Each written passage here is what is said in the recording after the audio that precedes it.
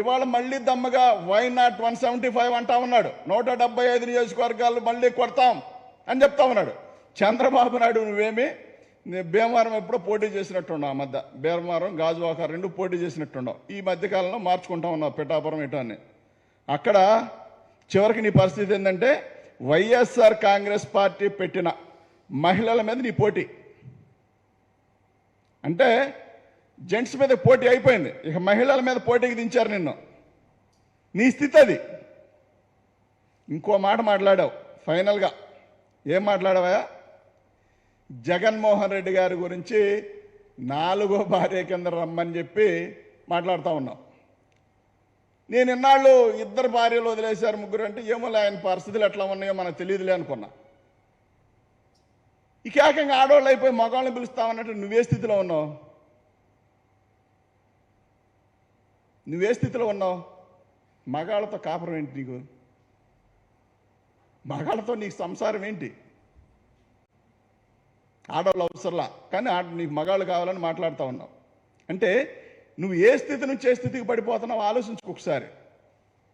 పాపం తమిడి మాట్లాడుకోవడం, వెతికి మాట్లాడుకోవడం, ఎవరో రాసిచ్చిన స్క్రిప్ట్ తెచ్చి మళ్ళీ కళ్ళు కనిపించక అప్పుడప్పుడు సరి చేసుకుంటూ చూసుకోవడం, పేపర్ లేకుండా ఒక్క డైలాగ్ అన్నా మాట్లాడావా?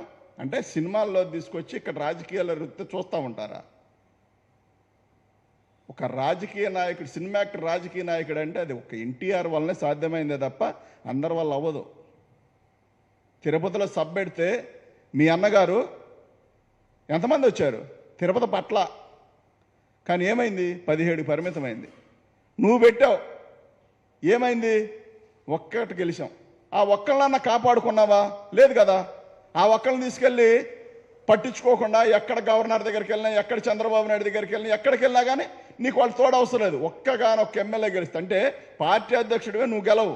మా రాపాక గారు గెలిస్తే ఆయన దళితుడు కాబట్టి, ఆయన ఎస్సీ కాబట్టి ఆయన నమ్మటేసుకెళ్ళడానికి ఇష్టపడవు. ఇలాంటి వ్యాపారం నువ్వు చేస్తా. అభిమానుల పైన కక్ష తెరుచుకునే ధోరణి. సేమ్ అభిమానులు జగన్మోహన్ రెడ్డి గారు నన్ను ఒకే రకంగా కనిపించారు. చంద్రబాబు నాయుడు, పవన్ కళ్యాణ్ అనే వ్యక్తికి అభిమానులు జగన్మోహన్ రెడ్డి గారు అంటే తనని ఏది క్వశ్చన్ చేయకూడదు. మరి ఈయన ఆకాశంలోంచి రాలి పడ్డాడు కదా, పెద్ద వీరుడల్లే. ఒక 10 రోజులు, ఒక 20 రోజులు తలకు రంగు అయిపోతే రోడ్డు మీద కనిపిస్తే నేను గుర్తుపట్టే పరిస్థితి కూడా ఉండదు. ఒక 20 రోజులు తలకు కానీ రంగు అయిపోతే నువ్వు మాట్లాడే భాష సరిచూసుకో. రాజకీయ నాయకుడిగా డెవలప్ అవ్వాలని కోరుకో.